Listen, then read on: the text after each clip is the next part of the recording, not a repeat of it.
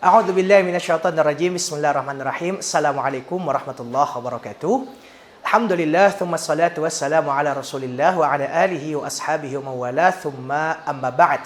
Bapak Ibu penilai UKIN yang dimuliakan oleh Allah Subhanahu wa taala, perkenalkan saya Wahyudi Rahman, guru pada pelajaran Akidah Akhlak yang saat ini mengikuti PPG dengan nomor PPG-nya 3931150103051 dan dengan NIM PPG-nya 256010110209 di UIN Mahmud Yunus Batu Sangkar. Saat ini saya berada di kelas 11 Agama 1 Madrasah Aliyah Sumatera Tawlib Parabe dengan mengajarkan insyaallah sebentar lagi materi akidah akhlak pada pembahasan pengenalan konsep tasawuf dan relevansinya dalam kehidupan modern. Insyaallah pembelajaran akan kita laksanakan sesuai dengan rancangan RPP yang telah disusun sebelumnya. Moga-moga Bapak Ibu penilai bisa menikmati pembelajaran kami dengan seksama. Terima kasih banyak. Wabillahi taufiq wal hidayah, waridha wal inayah. Nastaghfirukum wa nastaudiukumullah. Wassalamualaikum warahmatullahi wabarakatuh. A'udzu billahi minasyaitonir rajim. Bismillahirrahmanirrahim. Assalamualaikum warahmatullahi wabarakatuh. Waalaikumsalam warahmatullahi wabarakatuh. Kaif halukum jami'an? Alhamdulillah nabi khairin. Hal aftartum sabahan? Naam. Naam, alhamdulillah. Hal qara'tumud du'a qabla ma dakhaltu? Khalas. Khalas wala lamma? Lama? Lama. Tayyib. Aina ra'isul fasl? Anta? Yallah. Tolong pimpin teman-temannya berdoa. Bismillahirrahmanirrahim. Alhamdulillahirabbil alamin. Wassalamun ala mursalin walhamdulillahirabbil alamin. Alhamdulillah. Pagi ini Allah Subhanahu wa taala izinkan kita untuk bertemu kembali. Walau mungkin ada di antara kita yang saat ini ada yang kurang sehat kayaknya ya. Ada yang kurang sehat? Sehat semua ya? Sehat semua insyaallah. Sehat lahir batin? Insyaallah. Mungkin ada yang agak sakit, atau ada yang batuk gitu kan.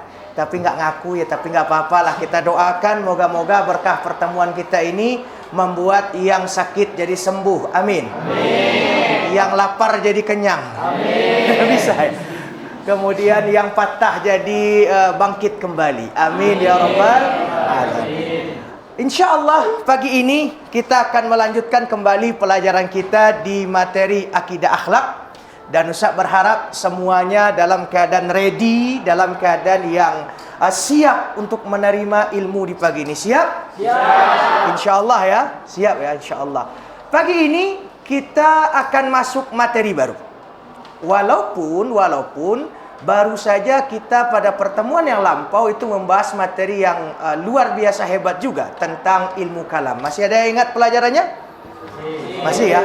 Bagaimana kita menelaah dalam perjalanan umat Islam ternyata muncul berbagai pandangan-pandangan tersendiri dalam memahami akidah Islam, yang mana itu lebih sering dikenal dengan aliran kalam.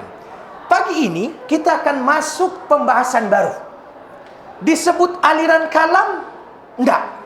Dia bukan sebuah aliran pemahaman akidah.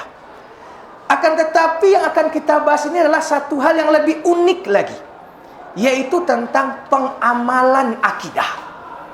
Kalau di ilmu kalam kita belajar kelompok-kelompok yang memahami persoalan-persoalan akidah. Pagi ini kita akan membahas tentang kelompok-kelompok yang mengamalkan akidah mereka. Bagaimana mereka mengamalkan akidah, mendekatkan diri kepada Tuhan, kepada Allah Subhanahu wa taala.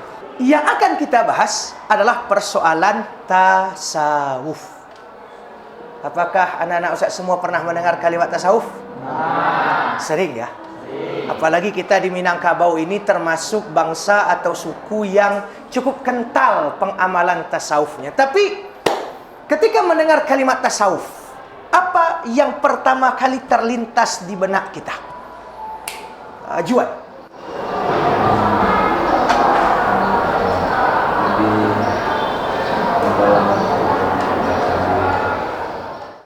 identik dengan mendalami dan mendekatkan diri kepada Allah. Oke. Siapa namanya ini? Saya masih lupa. Najlah. Silakan. Ilmu tentang hati, betul, identik dengan hati. Khairul. Kesungguhan dalam ibadah. Ada yang lain yang identik, mungkin kalau kalian melihat orang mengamalkan ini, melakukan itu, ini orang sufi nih, ini ahli tasawuf nih. Orang yang mengamalkan tasawuf namanya sufi. Dan yang mereka amalkan ilmu tasawuf. Apalagi yang terlintas. Tadi ada yang bilang mendekatkan diri kepada Allah, tentang hati, penyucian jiwa, tazkiyatun nafs. Menurut kalian, apakah tasawuf ini masih relevan untuk zaman kita sekarang? Ada yang bilang kurang, ada yang bilang masih. Kenapa kurang? Karena berjalannya waktu, sebagian besar orang sudah mulai tidak fokus dengan itu, meninggalkan itu, dan buktinya baik-baik saja ya. Ada beberapa video yang Ustaz siapkan, dan ini sangat menarik. Bahwa di dalam video-video yang akan kita saksikan nanti, itu diklaim, dianggap sebagai pengamalan tasawuf. Misalnya seperti ini. Mereka berzikir, dan mereka ini ahli sufi. Sampai goyang-goyang, asik sekali zikirnya, Masya Allah. Sampai adu-adu badan. Tapi mereka bilang ini zikir tasawuf. Apakah ini tasawuf? Muncul pertanyaan, apakah yang seperti ini diajarkan Nabi? Apakah ini ada dalam Islam? Kenapa muncul orang-orang seperti ini? Itu yang akan kita bahas insya Allah. Coba diperhatikan dahulu. Ustaz sudah mempersiapkan juga satu video berbahasa Arab, pengenalan tentang tasawuf. Dan dikarenakan kita anak Sumatera Talib Parabe sehari-hari sudah insya Allah bisa berbahasa Arab, maka tidak perlu subtitle, silahkan dilihat. Jadi dikatakan di sini bahwa tasawuf itu muncul munzu qarni tsamin, dari abad ke-8 sampai abad ke-10 miladi. Dari abad ke-8 sampai 10 Masehi. Berarti kalau Nabi kita itu abad berapa? Abad ke-6, berarti 2 abad setelah Nabi Muhammad. Dan itu memang masa-masa, kalau kalian lihat sejarah Islam, masa-masa di mana ilmu-ilmu itu tumbuh. Ilmu fikih itu muncul abad ke-3, secara kuatnya ya. Ilmu hadis juga dibukukan di abad ke-3, ilmu usul juga di abad ke-3, termasuk ilmu tasawuf. Sejarawan mengatakan yang paling pertama dianggap sebagai sufi atau memakai gelar sufi secara resmi, Abdullah bin Muhammad bin Hanifiyah. Siapa itu? Keturunannya Ali bin Abi Thalib. Anak Ali itu banyak, bukan Hasan dan Husain saja. Ada Muhammad Al-Hanafiyah. Nah, Muhammad Al-Hanafiyah ini punya anak-anak, cucunya Abdullah bin Muhammad bin Al-Hanafiyah. Semua pokok ajaran Islam terbagi 3. Iman, Islam, ihsan. Iman, tauhid.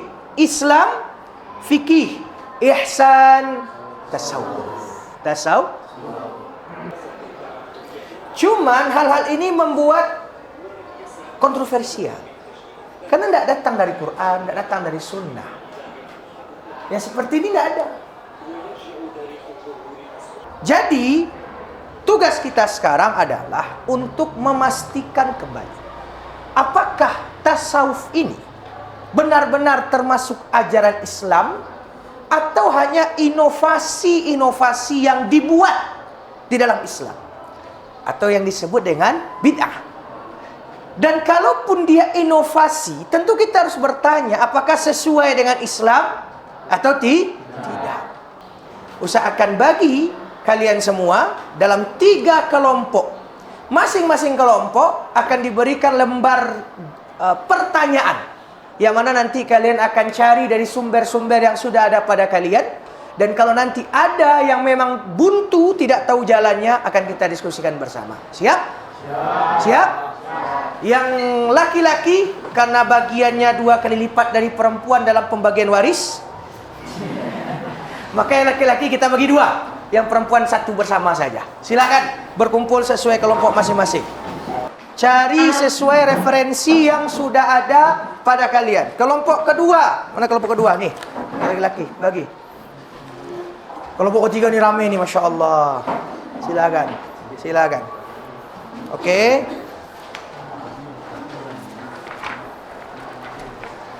Setiap kelompok sudah Ustaz bagikan lembar tugasnya masing-masing.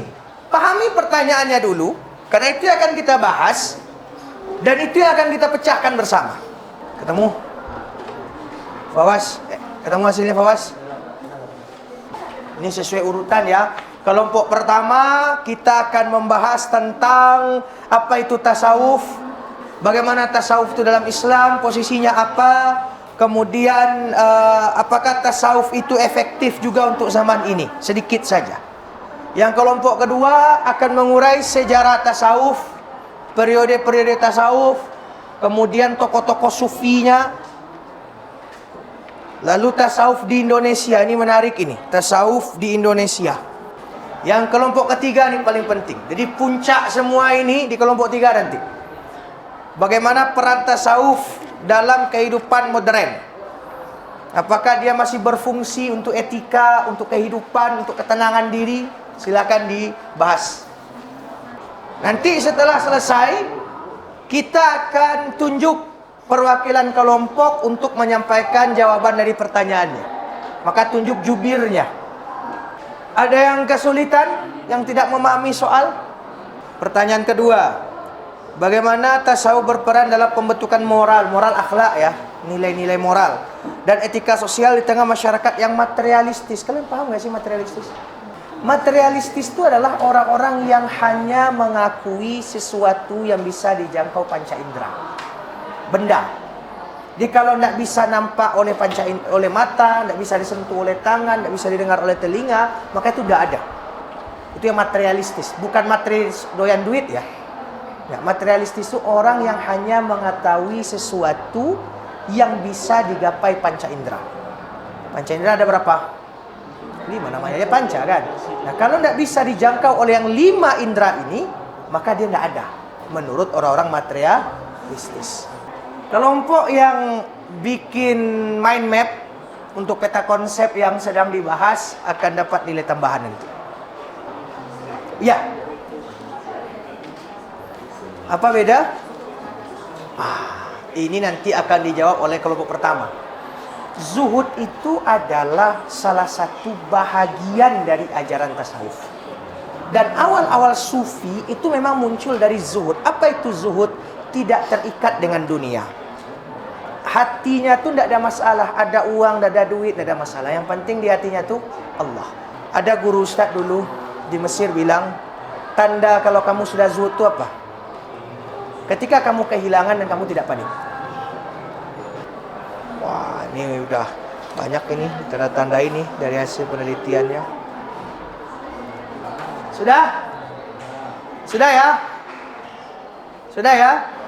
Kita minta perwakilan kelompok masing-masing untuk mengutus masing-masing utusan menjelaskan di hadapan kita semua hasil dari diskusi atau penelitiannya atau temuannya. Ready?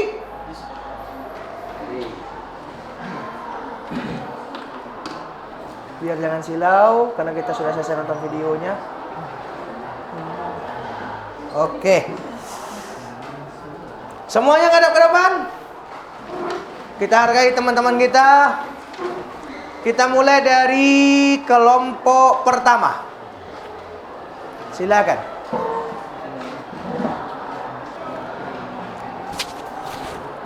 Satu kelompok jawab satu soal aja. Oke? Karena menghemat waktu. Silakan. Yang kelompok pertama. Apa pertanyaannya? Carilah minimal 3 definisi tasawuf menurut para ulama. Sebelum dijawab, penting tidak sih kita membahas definisi? Kenapa?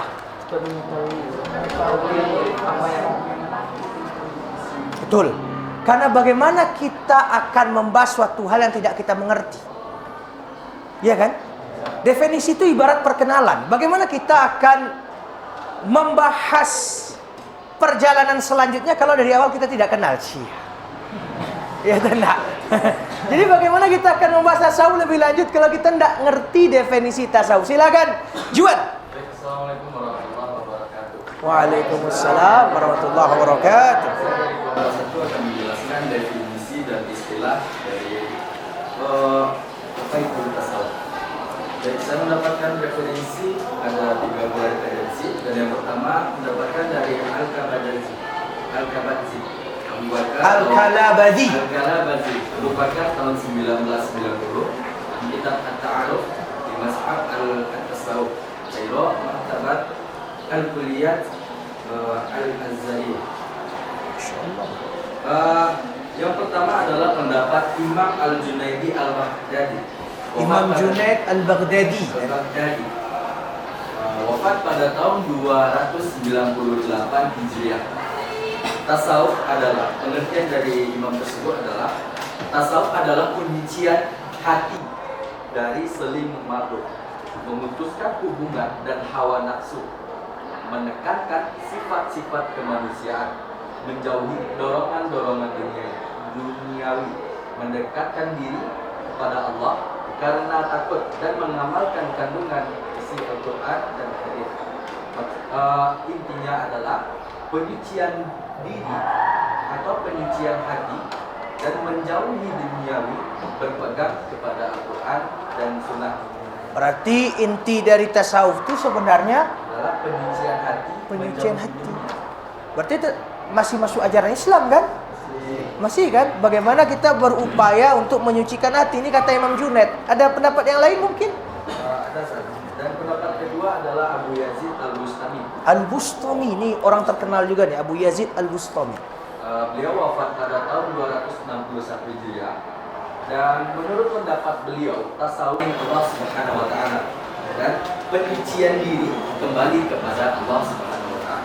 Berarti selain menyucikan jiwa, tasawuf itu bagaimana membuat kita lebih dekat dengan Allah. Ada lagi? Ada lagi, dan pendapat terakhir yang kami dapatkan adalah dari Dr. Said Ramadan Al-Buti. Dr. Said Ramadan Al-Buti. Ini beliau Masya Allah masih termasuk ulama ya, antum-antum semua ini masih termasuk sezaman dengan beliau. Walaupun beliau meninggal 2013, di atas mimbar pengajian beliau dibom orang itu. Masya Allah, padahal beliau orang baik. Maka beliau dapat gelar Syahidul Mimbar, orang yang syahid di atas mimbar. Syekh Said Ramadan Al-Buti. Karya beliau yang paling recommended dalam Sirah Nabawiyah, fikih sirah. Keren. Lanjut, apa kata beliau tentang tasawuf? Beliau, tasawuf adalah salah satu disiplin ilmu syariat yang tujuannya membersihkan jiwa, menyucikan akhlak, membangun lahir dan batin untuk memperoleh kebahagiaan yang abadi. Nah, maksudnya adalah disiplin ilmu syariat, membersihkan jiwa, menyucikan akhlak, dan kebahagiaan abadi. Berarti ilmu tasawuf itu harus terikat dengan ilmu syariat ya? Iya kan? Nah, jadi bisa kita bilang nih, kalau ada orang-orang yang mengaku sufi tapi dia melanggar syariat, maka dia bukan sufi sebenarnya. Hanya ngaku-ngaku. Oke, silakan yang masih relevan enggak sih tasawuf untuk hidup zaman sekarang?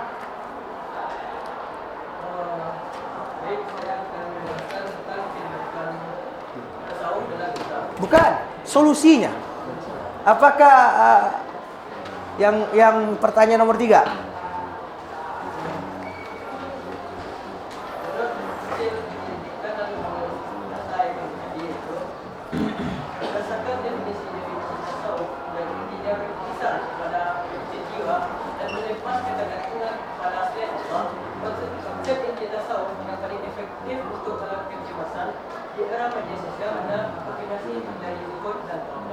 Zuhud dan tawakal. Ini ajaran tasawuf ya. Bagaimana dalam zaman media sosial sekarang kita mungkin sering merasa cemas, merasa galau, haus validasi. Ngelihat postingan tuh berapa like-nya, berapa komennya, berarti kan haus validasi kan ya? Berarti mencari selain Allah, mencari pujian manusia, berarti berfungsi tidak tasawuf kira-kira?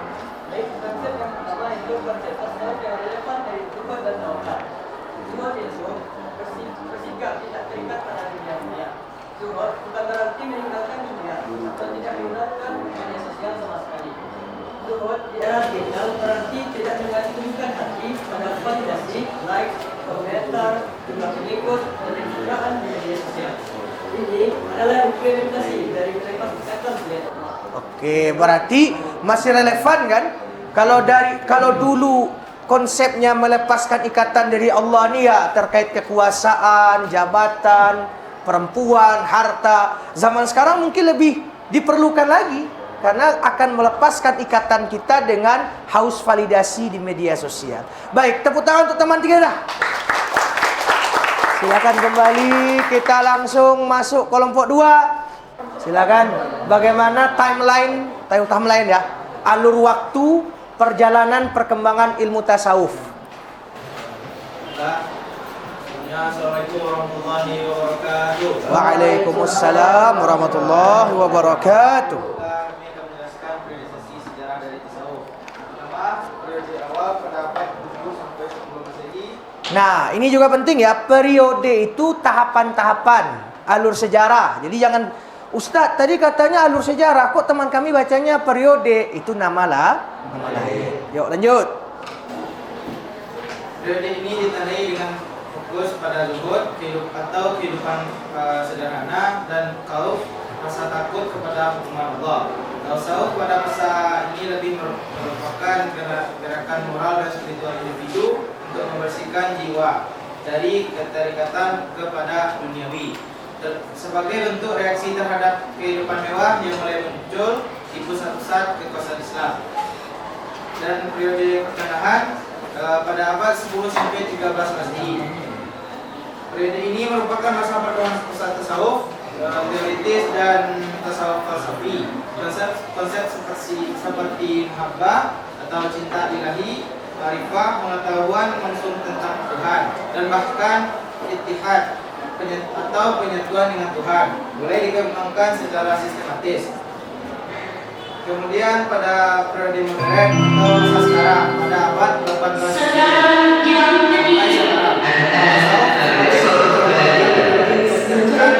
memiliki silsilah, metode atau tarikat dan struktur yang jelas.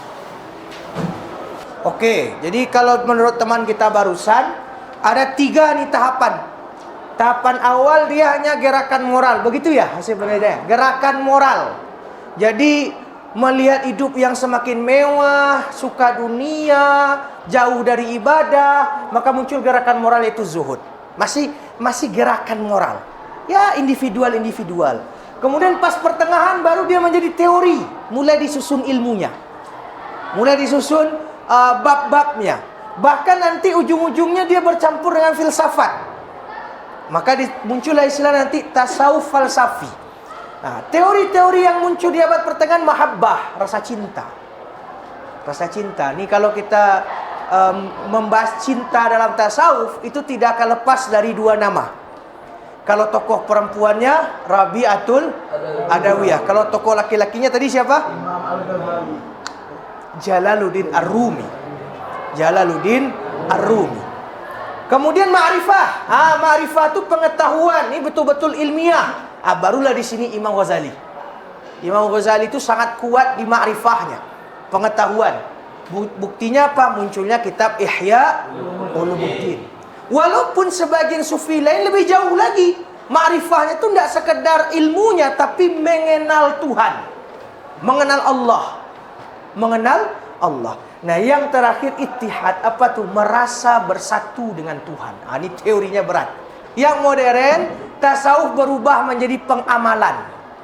Jadi diamalkan, yang awalnya gerakan muncul menjadi teori, menjadi ilmu, sekarang fokus ke amalan yang identik dengan tarekat. Insyaallah pertemuan selanjutnya kita akan bahas tentang tarekat ini.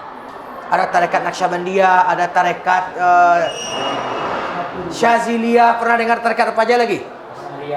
Asy'ariyah itu ilmu kalam.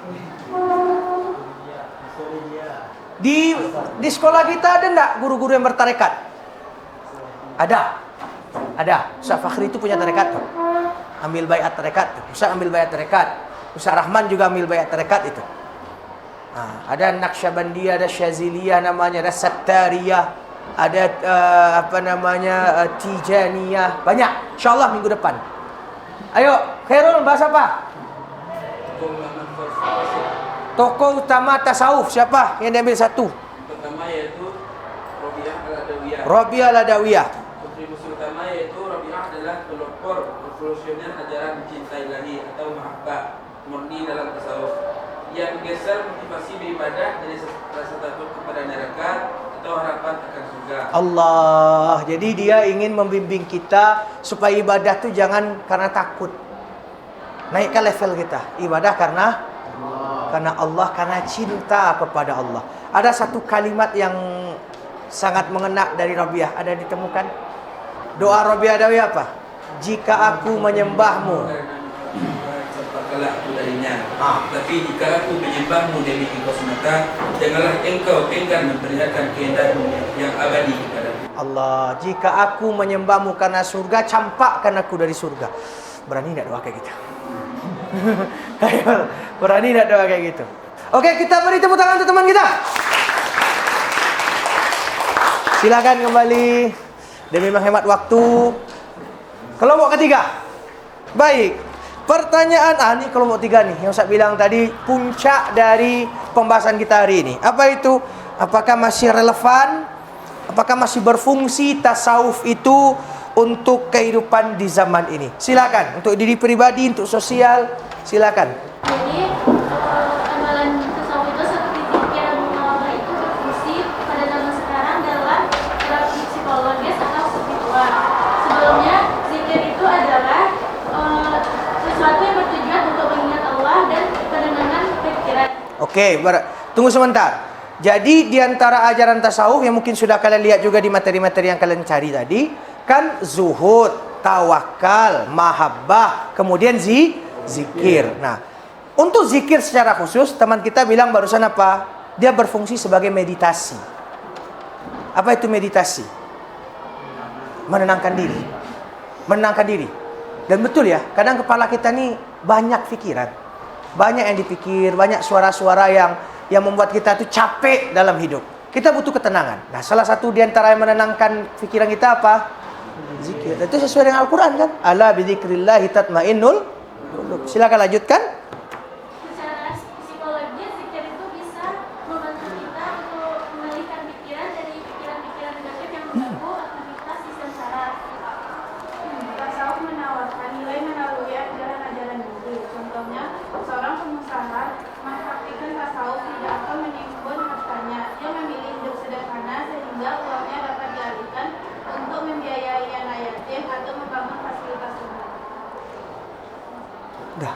Berarti mengarahkan dia untuk bersikap zuhud tadi. Apa tu zuhud? Tidak terikat dengan dunia. Kita beri tepuk tangan untuk teman-teman kita. Tapi intinya bahwa tasawuf itu ajaran Islam. Tasawuf itu bagian dari Islam. Tasawuf itu adalah termasuk inti dari syariat Islam. Cuman memang pelaku-pelaku tasawuf terkadang melampaui batas. Tidak sesuai dengan syariat. Maka yang salah bukan tasawufnya, yang salah adalah orang-orangnya. Orang-orangnya kayak tadi, zikir kan menenangkan hati. Tapi kalau yang berlebihan kayak di video kita tadi di awal, ya kan ya? Maka yang salah bukan tasawufnya, yang salah dianya yang tidak bisa mengendalikan diri. Saya berharap kita semua setelah ini lebih objektif lagi menilai suatu hal, termasuk tentang tasawuf ini. Dia adalah bagaimana kita mengamalkan syariat ini, sehingga hati kita bersih, akhlak kita baik, dan kita dekat kepada Allah. Fahim tum? Fahim tum? Kira-kira dapat ilmu baru enggak hari ini? Dapat tambah insight baru ya? InsyaAllah. Kenapa? Karena kita berusaha sebagaimana yang dikatakan dalam kitab Ta'lim Al-Muta'allim, wa kun kulla yaumin ziyadatan minal ilmi wasbah fi buhuril fawaidi. Dan berusahalah setiap hari itu mendapat ilmu baru. Itu saja mungkin. Terima kasih untuk partisipasinya. Moga-moga berkah, nambah ilmu, nambah berkah, nambah ridha insyaallah dari Allah Subhanahu wa taala. Amin. Nasta'fikum wa nastaudiukumullah. Assalamualaikum warahmatullahi wabarakatuh.